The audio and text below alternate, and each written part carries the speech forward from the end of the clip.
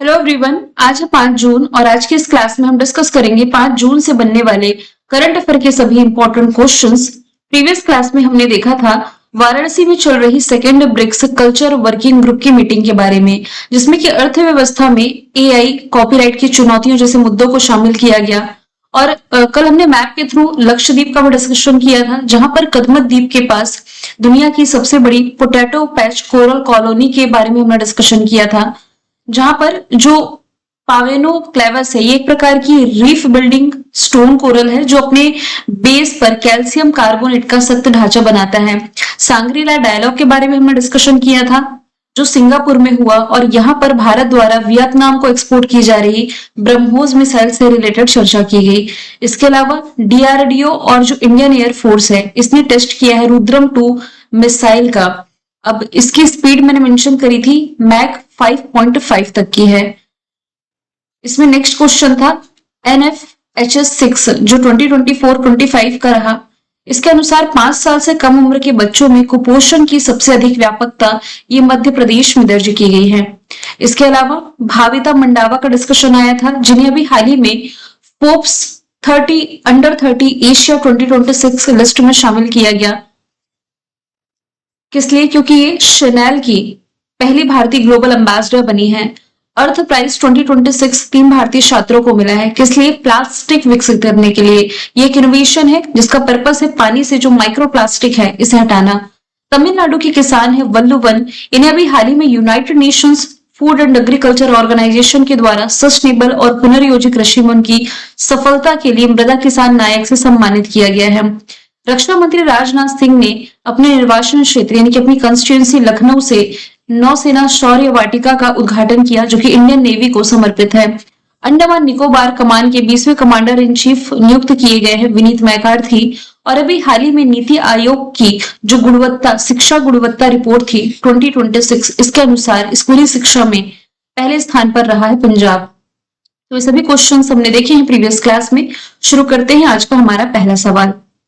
पहला सवाल है, हाल ही में लागू हुआ जो भारत ओमान सेपा यानी कि कंप्रेहेंसिव इकोनॉमिक पार्टनरशिप अग्रीमेंट, जिसे आप हिंदी में कह सकते हैं व्यापक आर्थिक भागीदारी समझौता, इसके भू राजनीतिक महत्व के संदर्भ में ओमान के किन पोर्ट्स का उपयोग जो है ये भारत स्ट्रेट ऑफ हॉर्मुज यानी कि हॉर्मुज जल संधि को पार करने के लिए रणनीतिक रूप से कर सकता है। ये क्वेश्चन को आप मान के चलिए इंपॉर्टेंट है और ये स्टेट पीसीएस के लेवल का क्वेश्चन है। तो यहां से 3 इंपॉर्टेंट पोर्ट है, सलाला, डूकम और सोहर पोर्ट। सबसे पहले ओमान के मैप में हम इन तीनों ही पोर्ट्स की लोकेशन देख लेते हैं। अभी 2 दिन पहले ओमान का डिस्कशन हमने किया था। ये जो आप देख रहे हैं ये है अरब प्रायद्वीप। अरब प्रायद्वीप में कुछ यहाँ पर आपको ओमान की लोकेशन नजर आ रही है। अब ओमान को यहाँ पर थोड़ा आप जूम करके देखेंगे तो एक पोर्ट नजर आ रहा है डूकम पोर्ट, एक पोर्ट नजर आ रहा है सलाला पोर्ट, और एक पोर्ट यहाँ पर आ रहा है सोहर पोर्ट। इन तीनों ही पोर्ट्स का इस्तेमाल भारत कर सकेगा। अब यहाँ पर क्वेश्चन में मेंशन है, इन पोर्ट्स का इस्तेमाल भारत स्ट्रेट ऑफ हॉर्मुज को बाईपास करने के लिए करेगा। स्ट्रेट ऑफ हॉर्मुज कहां पर है? ये देखिए, ये इसकी लोकेशन है। अब इसका ओमान से क्या लेना देना है? तो देखिए, स्ट्रेट ऑफ हॉर्मुज ये 2 देशों के बीच स्थित है। इसके ऊपर में आप ईरान देख पा रहे हैं और नीचे में यूएई। मैप को देखने से लगता है कि ये यूएई और ईरान के बीच में है, लेकिन ऐसा नहीं है। ये जो ऑरेंज कलर का पार्ट है ये ओमान का है और थोड़ा हिस्सा आपको यहाँ पर नजर आ रहा है। तो कुल मिलाकर के स्ट्रेट ऑफ हॉर्मुज ये ईरान और ओमान के बीच स्थित है। इसे ही पार करने के लिए भारत जो है ये सोहर, सलाला और डूकम पोर्ट का इस्तेमाल कर सकेगा। रिसेंटली जो सेपा एग्रीमेंट हुआ है ये 1 जून 2026 से लागू हो गया है। अब इस समझौते का सबसे बड़ा फायदा ये होगा कि भारत के 99.38% एक्सपोर्ट प्रोडक्ट्स को ओमान के बाजार में बिना किसी टैक्स यानी ड्यूटी फ्री एंट्री मिल सकेगी। ये इसका फायदा है। अच्छा, यहाँ पर एक टर्म लिखा हुआ है सेपा, और एक और टर्म जो कई बार मैंने आपको बताया FTA। ये दोनों ही ट्रेड एग्रीमेंट है, लेकिन दोनों में फर्क क्या है एकदम बेसिक से मैं बताती हूँ। सेपा की फुल फॉर्म तो मैंने बता ही दी है, FTA की फुल फॉर्म बनती है फ्री ट्रेड एग्रीमेंट। तो ये जो दोनों ही है ना, ये 2 देशों के बीच व्यापार यानी कि ट्रेड को बढ़ावा देने वाला एक तरह का अंतरराष्ट्रीय समझौता है। अब दोनों में बेसिक फर्क है। फर्क क्या है? जो FTA है यानी कि फ्री ट्रेड एग्रीमेंट है, ये सिर्फ सामानों यानी कि गुड्स पर टैक्स कम करने पर ध्यान देता है। इसके अपोजिट जो सेपा है, ये एक बहुत बड़ा पैकेज है जिसमें कि सामान के अलावा जो सेवाएं हैं यानी कि सर्विसेज और निवेश यानी कि इन्वेस्टमेंट भी शामिल होता है ना। तो यहां से आपने क्या जाना कि जो एफटीए है, फ्री ट्रेड एग्रीमेंट, इसका दायरा लिमिटेड होता है। ये काम कैसे करता है, दो देश आपस में जो होने वाला व्यापार जिसमें सामान है, जैसे कि इसमें कपड़ा हो गया, मशीन हो गई, गाड़ियां, इन पर लगने वाला जो सीमा शुल्क है यानी कि जो कस्टम ड्यूटी है, इसे खत्म कर देते हैं या कम कर देते हैं। जबकि सेपा ये एफटीए से एक कदम आगे है, फ्री ट्रेड एग्रीमेंट से एक कदम आगे है, इसलिए इसे एफटीए प्लस भी कहते हैं। अब ये काम कैसे करता है, तो सामानों पर इसमें टैरिफ तो कम होता ही है, साथ ही इसमें अन्य सुविधाएं भी, अन्य चीजें भी जुड़ जाती हैं, जैसे कि सर्विस, इन्वेस्टमेंट। अब देखिए, ये तो आपने करंट का पॉइंट जाना, इसे आपने मैप के थ्रू जाना। अब थोड़ा सा जीएस की तरफ चलते हैं। ऑप्शन बी में आपने देखा कि सलाला, डुकम और सोहर पोर्ट ये है ओमान का पार्ट। ऑप्शन ए की तरफ आए तो चाबहार और बंदर अब्बास पोर्ट लिखा हुआ है। तो ये जो कंट्री है ईरान के दो पोर्ट का नाम ये ऑप्शन ए में है, चाबहार और बंदर अब्बास। ये क्लियर हुआ। फिर यहां से दो पोर्ट्स का और नाम है, जेबेल अली और खलीफा। ये पोर्ट कहां पर है, तो यूएई के ये पोर्ट हैं। फर्स्ट है ईरान के, सेकंड ऑप्शन वाले पोर्ट ओमान के हैं, थर्ड ऑप्शन वाले यूएई के हैं। हम्बन टोटा और त्रिंकोमाली कहां पर है, तो देखिए ये इंडिया का मैप है, यहां पर श्रीलंका है। तो ये हम्बन टोटा और त्रिंकोमाली पोर्ट ये भारत के पड़ोसी श्रीलंका का पार्ट है। हम्बन टोटा पोर्ट चर्चे में आया था क्योंकि इसका डेवलपमेंट चाइना ने किया था। बाद में 99 साल के लिए ये जो हम्बन टोटा पोर्ट है चाइना ने लीज पर ले लिया है। आई होप ये क्वेश्चन और इससे जुड़ते हुए फैक्ट आपके लिए क्लियर हो गए होंगे। सवाल दूसरा है, किस राज्य की चंबल सेंचुरी में दुनिया की सबसे छोटी बिल्ली रस्टी स्पॉटेड कैट की मौजूदगी की पहली बार पुष्टि की गई है? आंसर इसका उत्तर प्रदेश हो जाएगा, ऑप्शन बी। तो जर्नल ऑफ थ्रेटेंड टेक्सा में प्रकाशित एक रिसर्च के अनुसार WII यानी कि wild life institute of India के रिसर्चर्स ने उत्तर प्रदेश के नेशनल चंबल अभ्यारण्य में दुनिया की सबसे छोटी बिल्लियों में से एक रस्टी स्पॉटेड कैट की उपस्थिति की पहली बार पुष्टि की है। अब इसके आकार में हम डिस्कशन करें तो ये दुनिया की सबसे छोटी जंगली बिल्लियों में से एक है और IUCN की रेड लिस्ट में ये निकट संकटग्रस्त यानी कि नियर थ्रेटेंड की लिस्ट में शामिल है। उत्तर प्रदेश के बारे में यदि हम डिस्कशन करें, आज मैंने मैप तो ऐड नहीं किया, इसकी राजधानी हो जाएगी लखनऊ। लखनऊ किसका निर्वाचन क्षेत्र है? रक्षा मंत्री राजनाथ सिंह जी का। गोमती नदी के किनारे बसा हुआ है। देश की पहली जो AI सिटी है ये लखनऊ ही बनने जा रहा है। यहाँ के मुख्यमंत्री कौन है? तो ये हो जाएंगे योगी आदित्यनाथ। स्टैटिक के फैक्ट यदि हम डिस्कशन करें तो उत्तर प्रदेश में सबसे अधिक लोकसभा सीटें हैं। कुल कितनी लोकसभा सीटें आती है उत्तर प्रदेश से? 80। जबकि यहां पर राज्यसभा सीटों की संख्या ये कितनी हो जाएगी? 31। अभी वाराणसी में हो रही ब्रिक्स कल्चर मीटिंग के बारे में हमने डिस्कशन किया था। वाराणसी प्राइम मिनिस्टर नरेंद्र मोदी जी का निर्वाचन क्षेत्र है। गंगा नदी के किनारे बसा सबसे स्वच्छ शहर ये वाराणसी ही है। यहाँ पर दुनिया का सबसे बड़ा मेडिटेशन सेंटर सर्ववेद की स्थापना की गई थी और इसके अलावा यहाँ पर भारत की पहली हाइड्रोजन वाटर टैक्सी की भी शुरुआत हो चुकी है। अगले सवाल की तरफ चलते हैं। किस देश के राष्ट्रपति जिनका नाम है यू मिन आंग हाइंग, इन्होंने भारत की अपनी पहली ऑफिशियली जो राजकीय यात्रा है ये मई जून 2026 में करी है। तो अभी हाल ही में म्यांमार के जो राष्ट्रपति हैं यू मिन आंग हाइंग ये ऑफिशियली भारत के दौरे पर आए हुए थे। 30 मई से आए हुए थे और 3 जून को इनकी आखिरी यात्रा रही है। यात्रा के प्रारंभ में यानी कि 30 मई को इन्होंने बोध गया का दौरा किया और बाद में दिल्ली में भारत म्यांमार के प्रतिनिधिमंडल की वार्ता हुई है।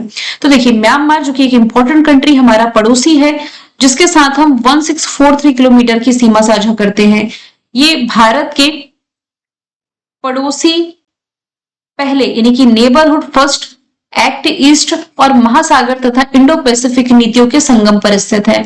सबसे पहले मैप के थ्रू जानिए कि म्यांमार है कहां पर। जैसे ये इंडिया का मैप है, ये आपका नॉर्थ ईस्ट है और यहां से म्यांमार बॉर्डर शेयर करता है। कुल मिलाकर के 4 भारतीय राज्य हैं जो कि म्यांमार से बॉर्डर शेयर करते हैं। सीक्वेंस में यदि हम डिस्कशन करें तो अरुणाचल प्रदेश, नागालैंड, मणिपुर और मिजोरम। आ ना म बी यानी कि अरुणाचल प्रदेश, नागालैंड, मणिपुर, मिजोरम, ये 4 भारतीय राज्य हैं जो म्यांमार से बॉर्डर शेयर करते हैं। म्यांमार और भारत के बीच में एक पर्वत है, एक अंतरराष्ट्रीय पर्वत जिसका नाम है अराकान योमा, और इस अराकान योमा की जो सबसे ऊंची चोटी है इसका नाम विक्टोरिया हो जाएगा, जिससे ये दोनों ही देश सेपरेट होते हैं। इसका पुराना नाम बर्मा है, कैपिटल न्यायपीडो, करेंसी क्यात है, और म्यांमार कुल 5 देशों के साथ अपनी बॉर्डर शेयर करता है। भारत के साथ तो करता है, भारत के 4 राज्यों के साथ करता है। इसके अलावा यहाँ पर बांग्लादेश के साथ बॉर्डर शेयर करेगा, यहाँ पर चाइना के साथ, लाओस और वियतनाम, माफ कीजिएगा, लाओस वियतनाम के साथ नहीं कर रहा है। यहाँ पर नीचे यदि आप देखेंगे तो थाईलैंड, लाओस और थाईलैंड के साथ ही बॉर्डर शेयर करता है। अभी शायद 1-2 महीने पहले ही मैंने बताया था कि म्यांमार की जो क्लीन कुकिंग परियोजना है इसे यूनाइटेड नेशन से मंजूरी मिल चुकी है। अब यहाँ पर म्यांमार के राष्ट्रपति भारत आए हुए थे तो कुछ अग्रीमेंट हुआ है, बिल्कुल हुआ है, जो कि अगली स्लाइड में हम डिस्कशन करने जा रहे हैं। अगला क्वेश्चन है, Kaladan multi modal transit transport project ये भारत और किस देश के बीच है जिसके राष्ट्रपति ने भारत यात्रा के दौरान इसे मिलकर समय पर पूरा करने पर सहमति जताई है। ये क्वेश्चन भी इंपॉर्टेंट है, जैसा कि हमने डिस्कशन किया कि म्यांमार के राष्ट्रपति भारत के दौरे पर आए हुए थे और इसी दौरे के दौरान ही Kaladan multi modal transit transport project पर चर्चा की गई है। अब ये है क्या, ये हम समझ लेते हैं। सबसे पहले आप मैप के थ्रू देखिए, इंडिया के मैप में जो पश्चिम बंगाल है जिसकी कैपिटल हो जाएगी कोलकाता, तो यहाँ पर कोलकाता पोर्ट आप रिलेट करें, और भारत का पड़ोसी म्यांमार जो कि हमने डिस्कशन किया कि 4 भारतीय राज्यों से बॉर्डर शेयर करता है, इसी म्यांमार का जो पोर्ट है सितवे पोर्ट, बस इसे ही आप मैप के थ्रू ध्यान रखिए। बाकी मैं थ्योरी बताऊंगी तो आपको याद हो जाएगा कि ये प्रोजेक्ट है क्या। ये जो Kaladan multi modal transit transport project है ये पश्चिम बंगाल का जो कोलकाता पोर्ट है इसे म्यांमार के सितवे पोर्ट से कनेक्ट करते हुए मिजोरम तक पहुंचने वाला मार्ग है।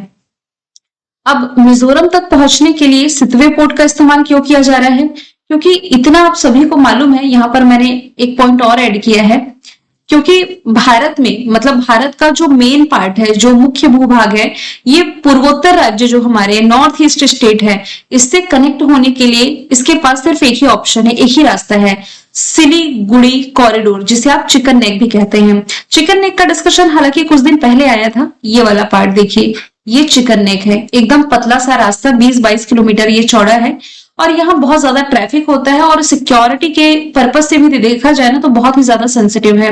तो कोलकाता से मिजोरम की दूरी इस रास्ते से लगभग 1880 किलोमीटर है, और कलादान प्रोजेक्ट इस दूरी और समय को कम करने के लिए एक तरह का ऑप्शनल रूट तैयार करता है।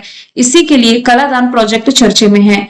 ये परियोजना 2008 में शुरू हुई थी, 2014 तक पूरा हो जाना था, लेकिन अभी भी ये पेंडिंग है, और इसीलिए म्यांमार के जो राष्ट्रपति भारत के दौरे पर आए हुए थे मिलकर के इन्होंने इस प्रोजेक्ट को समय पर पूरा करने पर सहमति जताई है। अच्छा, इस क्वेश्चन में लिखा हुआ है मल्टी मॉडल ट्रांजिट, इसका मतलब क्या हुआ? ये जो मार्ग है कलादान मल्टी मॉडल ट्रांजिट ये काम कैसे करता है? तो इसे मल्टी मॉडल इसलिए कहा जाता है क्योंकि इसमें यात्रा के लिए यहाँ पर यदि आप देखिए तो समुद्र, फिर इसके अलावा कलादान नदी और सड़क तीनों ही मार्ग का इस्तेमाल किया जाएगा। तो सितवे पोर्ट ये कहाँ का है? म्यांमार का, और इंडिया का कोलकाता पोर्ट इसके माध्यम से कनेक्ट होगा ताकि नॉर्थ ईस्ट से कनेक्टिविटी का एक सेफ ऑप्शन मिल सके, क्योंकि यहाँ पर ये मिजोरम से कनेक्टिविटी बनाएगा। ठीक है, क्योंकि अभी भारत के पास नॉर्थ ईस्ट से कनेक्ट होने का एक लौता जो रूट है ये चिकन नेक है, तो चिकन नेक का ही एक ऑप्शन यहाँ पर तैयार हो रहा है। तो आज क्वेश्चन नंबर 1 में भी हमने कुछ पोर्ट से डिस्कशन किए, और क्वेश्चन नंबर 4 में भी कुछ पोर्ट्स जो करंट में थे वो हमने डिस्कस कर लिए हैं। चलते हैं अगले सवाल की तरफ। सवाल है, खलील रहमान ये किस कंट्री से संबंधित हैं जिन्हें संयुक्त राष्ट्र महासभा यानी कि यूनाइटेड नेशन जनरल असेंबली के 81 सत्र का अध्यक्ष नियुक्त किया गया? तो ये बिलोंग करते हैं बांग्लादेश से। ऑप्शन डी राइट आंसर है। ये यूनाइटेड नेशंस जनरल असेंबली के 81 सत्र के अध्यक्ष बने हैं। इनसे पहले जो 80वां सत्र चल रहा था इसकी अध्यक्ष थी एनालेना ब्यारबाक, जो कि जर्मनी से रिलेटेड थी। अब यहाँ पर चुनाव के बारे में यदि हम डिस्कशन करें तो इन्होंने साइप्रस के जो उम्मीदवार थे एंड्रियास काकोरिस को हराया है। इन्हें 99 वोट्स मिले हैं, जबकि इनके विपक्षी यानी कि काकोरिस को 91 वोट्स मिले थे। इनका कार्यकाल जो है 1 साल का कार्यकाल होगा, सितंबर 2026 में शुरू होगा। और ऐसा दूसरी बार है जब बांग्लादेश को यूनाइटेड नेशन जनरल असेंबली के अध्यक्ष का पद मिला है। इसके पहले 1986, 1987 में भी बांग्लादेश ने इस पद को संभाला था। अब ये यूनाइटेड नेशन जनरल असेंबली है क्या? तो ये यूनाइटेड नेशन यानी कि संयुक्त राष्ट्र के 6 भागों में से ही एक है। न्यूयॉर्क अमेरिका में इसका हेडक्वार्टर हो जाएगा। अगले सवाल की तरफ चलते हैं। हाल ही में कर्नाटक के 18 नंबर के मुख्यमंत्री कौन नियुक्त किए गए हैं? तो DK शिव कुमार, जो कि अभी तक कर्नाटका के डिप्टी सीएम के रूप में कार्य कर रहे थे, ये 3 जून से कर्नाटक के मुख्यमंत्री बन गए। सिद्धारमैया का इन्होंने स्थान लिया है और इसी के साथ ही जी परमेश्वर ये उप मुख्यमंत्री के रूप में शपथ ले लिए हैं। कर्नाटक के बारे में यदि हम बात करें तो इसकी राजधानी हो जाएगी बैंगलोर। बैंगलोर ये वृषभावती नदी के किनारे बसी हुई है और इसरो का हेडक्वार्टर यहीं पर हो जाएगा। इसरो जो कि भारत की स्पेस एजेंसी है। इसके अलावा देश का पहला 3D प्रिंटेड पोस्ट ऑफिस जो है ये बैंगलोर में ही स्थापित किया गया है। टॉम ट्रैफिक इंडेक्स जो रिलीज किया गया था, जिसमें कि दुनिया के सबसे भीड़ भाड़ वाले शहरों में किसे शामिल किया गया था? बैंगलोर को दूसरे स्थान पर रखा गया था। आपको कमेंट बॉक्स में ये बताना है कि इसमें पहले स्थान पर कौन था। इसके अलावा हाल ही के करंट अफेयर पर यदि हम आए तो करंट अफेयर में हमने याना गुफाओं का डिस्कशन किया था, याना केव्स का। हालांकि जो पॉइंट्स मैं आपको बता रही हूँ एक स्लाइड के थ्रू ऐड कर दूंगी, यहाँ से कर्नाटक की स्लाइड ऐड नहीं कर पाई हूँ। तो याना गुफाओं को भारतीय भूवैज्ञानिक सर्वेक्षण द्वारा राष्ट्रीय महत्व का भू विरासत स्थल घोषित किया गया है। अभी खेलो इंडिया ट्राइबल गेम्स हुए थे फर्स्ट टाइम, पहला ही एडिशन था जो छत्तीसगढ़ ने होस्ट किया था। इसमें पहले स्थान पर कर्नाटका ही रहा था। इसके अलावा कर्नाटक ये भारत का ऐसा पहला राज्य बनने जा रहा है जो 16 साल से कम उम्र के बच्चों के लिए सोशल मीडिया पर बैन लगाने का प्रयास कर रहा है। और कर्नाटक ने प्लेटफॉर्म आधारित जो गिग श्रमिक हैं इनके लिए भारत का पहला विशेष डिजिटल शिकायत निवारण तंत्र जो है IPGRS ये रिसेंटली लॉन्च किया था। ये कर्नाटका के फैक्ट रहे। बेसिक फैक्ट में यदि आप नेशनल पार्क याद रखना चाहें तो अंशी, कुद्रेमुख, नागरहोल और बन्नरघट्टा इंपॉर्टेंट नेशनल पार्क हो जाएंगे। 7 नंबर का क्वेश्चन ये अपॉइंटमेंट से रिलेटेड है। CBSE यानी कि central board of secondary education के नए अध्यक्ष कौन नियुक्त किए गए हैं?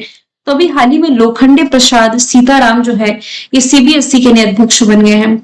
इसका फॉर्मेशन ईयर 1929 है और दिल्ली में हेडक्वार्टर है। तो ये जो लोखंडे प्रशांत सीताराम है इन्होंने राहुल सिंह को रिप्लेस किया है, जिनका तबादला कृषि और किसान कल्याण विभाग में अतिरिक्त सचिव के पद पर कर दिया गया है। हालिया अपॉइंटमेंट में हमने देखा है कि DRDO के हेड राजेश कुमार सिंह बने। CBI के हेड प्रवीण सूद तो पहले भी थे, इनका कार्यकाल बढ़ा दिया गया।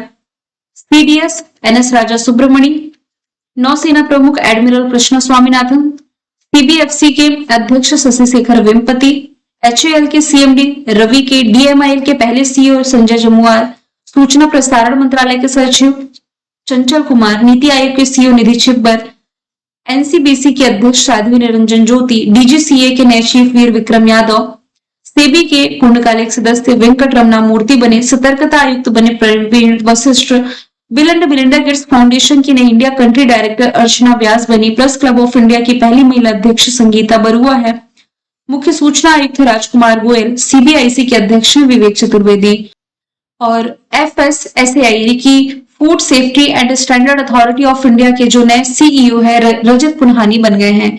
सवाल 8वां है, पटना हाईकोर्ट के मुख्य न्यायाधीश के रूप में रिसेंटली किसकी नियुक्ति की गई है? तो अभी हाल ही में जो मीनाक्षी मदन राय है ये पटना हाईकोर्ट की नई मुख्य न्यायाधीश बन गई है और इन्होंने संगम कुमार साहू को रिप्लेस किया है। फिर नेक्स्ट क्वेश्चन है, किस गठबंधन ने समुद्री रक्षा क्षमताओं को आगे बढ़ाने के लिए under water drone program launch किया है? रिसेंटली ये ऑकस कंट्रीज के द्वारा लॉन्च किया गया है। अब ऑकस क्या है, ये कंट्रीज के नाम याद रखना आपके लिए इजी होगा। जैसे कि यहाँ पर टर्म लिखा हुआ है ए फॉर यहाँ मतलब है ऑस्ट्रेलिया, UK यानी कि ब्रिटेन और US यानी कि ऑस्ट्रेलिया, UK और अमेरिका 3 कंट्री हैं ऑकस का पार्ट और इन्हीं 3 कंट्रीज के बीच समुद्री रक्षा क्षमताओं को आगे बढ़ाने के लिए अंडर वाटर ड्रोन प्रोग्राम है जो कि रिसेंटली लॉन्च किया गया है। जैसे कि यहाँ मेंशन भी है कि अमेरिका, ब्रिटेन और ऑस्ट्रेलिया के बीच एक संयुक्त साझेदारी, रक्षा साझेदारी है। ये घोषणा की गई है रिसेंटली सिंगापुर में आयोजित सांग्रीला डायलॉग के दौरान। पर्पस क्या है? ये एक उन्नत अंडर वाटर ड्रोन्स के का मुख्य कार्य जो है ये समुद्र के अंदर बिछे जो संचार केबल्स है इसकी जासूसी से रक्षा करना, निगरानी करना और दुश्मन के खतरों का पता लगाना, साथ ही जरूरत पड़ने पर सैन्य अभियानों में स्ट्राइक करना, ये इसका पर्पस है। यहाँ पर यदि आप देखेंगे तो कुछ इंपॉर्टेंट ऑर्गेनाइजेशंस लिखे हैं, जैसे कि लिखा हुआ है एससीओ, संघाई कॉर्पोरेशन ऑर्गेनाइजेशन, जिसका हेडक्वार्टर चाइना के बीजिंग में है। क्या भारत इसका पार्ट है? तो भारत एससीओ का पार्ट है, भारत ऑकस का पार्ट नहीं है। फिर लिखा है G7, group of 7, Bharat group of 7 का भी पार्ट नहीं है। फिर लिखा हुआ है ब्रिक्स, तो भारत क्या ब्रिक्स का पार्ट है? हाँ, भारत ब्रिक्स का पार्ट हो जाएगा। नेक्स्ट क्वेश्चन है, दिल्ली हाईकोर्ट के अनुसार भूल जाने का अधिकार यानी कि जो राइट टू बी फॉरगटन है, ये भारतीय संविधान के किस अनुच्छेद से जुड़ा हुआ है? तो यहाँ पर आप रिलेट करेंगे आर्टिकल नंबर 21। इसी के तहत मिलने वाले निजता के अधिकार का हिस्सा इसे बताया गया है। तो ये जो अधिकार है ये व्यक्ति को जो पुराने डिजिटल रिकॉर्ड है इसे हटाने की मांग करने का अवसर है जो कि ये प्रदान करता है। अब ये जो राइट टू बी फॉरगेटन है ना, एक ऐसी व्यवस्था आप कह सकते हैं कि जिसके तहत कोई भी व्यक्ति इसकी जो व्यक्तिगत जानकारी होती है, खासकर जो पुराने अदालती फैसले या फिर आपराधिक रिकॉर्ड को ये इंटरनेट और सर्च इंजन जैसे कि गूगल वगैरह से हटाने की मांग कर सकता है। तो इसी के लिए आर्टिकल 21 अभी चर्चे में है, जिसमें कि राइट टू प्राइवेसी यानी कि निजता का अधिकार है। अब इससे लाभ किसे मिलेगा? तो ये जो अधिकार है मुख्य रूप से उन लोगों के लिए है जो कि किसी आपराधिक मामले में बरी हो चुके हैं या फिर जिनके आरोप जो है ये समाप्त हो चुके हैं, या फिर जिनके जो आपसी विवाद या निजी विवाद है ये आपस में समझौते से सुलझ चुके हैं। तो ये इसका लाभ पा सकते हैं कि यदि आप राइट टू प्राइवेसी के तहत अपने इन रिकॉर्ड्स को इंटरनेट या सर्च इंजन से हटाना चाहते हैं तो इसके लिए आप मांग कर सकते हैं आर्टिकल 21 राइट टू प्राइवेसी के तहत। यहाँ पर कुछ और इंपॉर्टेंट आर्टिकल्स लिखे हुए हैं। आर्टिकल नंबर 15, आर्टिकल नंबर 15 क्या कहता है कि किसी भी नागरिक से केवल धर्म, जाति, लिंग, जन्म स्थान इन सभी के आधार पर भेदभाव नहीं किया जाएगा। फिर आर्टिकल नंबर 17 भी लिखा हुआ है, ये बताता है अस्पृश्यता के बारे में, जिसे आप कहते हैं अनटचेबिलिटी के बारे में। फिर आर्टिकल नंबर 25 ये क्या कहता है कि हर नागरिक को, चाहे वह किसी भी धर्म को मानना चाहे, उसका पालन करना चाहे या इसका प्रचार करना चाहे, इसकी स्वतंत्रता का मौलिक अधिकार इसके तहत इसे मिल जाता है। क्वेश्चन नंबर 11 है कि देश में संतुलित उर्वरक उपयोग और मिट्टी की गुणवत्ता सुधारने के पर्पज से कौन सा राष्ट्रव्यापी अभियान है जो कि रिसेंटली शुरू किया गया है? तो अभी न्यूज में रहा है खेत बचाओ अभियान, सेफ फार्मलैंड कैंपेन। ये है क्या? तो देखिए, अत्यधिक यूरिया का उपयोग जो है इसे कम करना, साथ ही वैज्ञानिक पोषण प्रबंधन को बढ़ावा देने के लिए कृषि और किसान कल्याण मंत्रालय ने जून 2026 में खेत बचाओ अभियान की शुरुआत करी है। तो इसका जो मुख्य उद्देश्य है ना, ये मिट्टी की सेहत में सुधार करना है, किसानों की जो खेती की लागत है इसे कम करना है और प्राकृतिक खेती को बढ़ावा देना है। ये एक तरह का कैंपेन है जो कि 1 जून से 30 जून तक पूरे देश में चलाया जा रहा है। फिर अगला क्वेश्चन इंपॉर्टेंट डे का है, विश्व पर्यावरण दिवस यानी कि वर्ल्ड एनवायरनमेंट डे, जो आज ही के दिन यानी कि 5 जून को मनाया जा रहा है। 5 जून को ही ये क्यों मनाया जाता है? क्योंकि इसी दिन 5 जून 1972 को स्थापना की गई थी यूएनईपी की, यूनाइटेड नेशंस एनवायरनमेंट प्रोग्राम की, जिसका हेडक्वार्टर आप पढ़ते हैं केन्या नैरोबी में। हर बार की थीम होती है, तो इस बार की थीम है प्रकृति से प्रेरित जलवायु के लिए, हमारे भविष्य के लिए, यानी कि inspired by nature for climate for our future. हालांकि जून महीने में हमने इंपॉर्टेंट डे देखे हैं, वर्ल्ड मिल्क डे 1 जून, 2 जून को तेलंगाना स्थापना दिवस, 3 जून को वर्ल्ड बाइसिकल डे और 5 जून को वर्ल्ड एनवायरनमेंट डे। मैंने कल आपसे पूछा था भारतीय मूल के किन 2 वैज्ञानिकों को साउथ अफ्रीका के highest civil honour order of Mapungubwe से सम्मानित किया गया? आंसर था सलीम अब्दुल करीम और कीर्तन घेड़ा। आज का सवाल है आपका, जिनेश जांसा को चौथी बार किस देश का प्रधानमंत्री नियुक्त किया गया? आंसर इसका जो भी आप कमेंट बॉक्स में बताइएगा। मिलेंगे हम नेक्स्ट क्लास में। Thank you so much.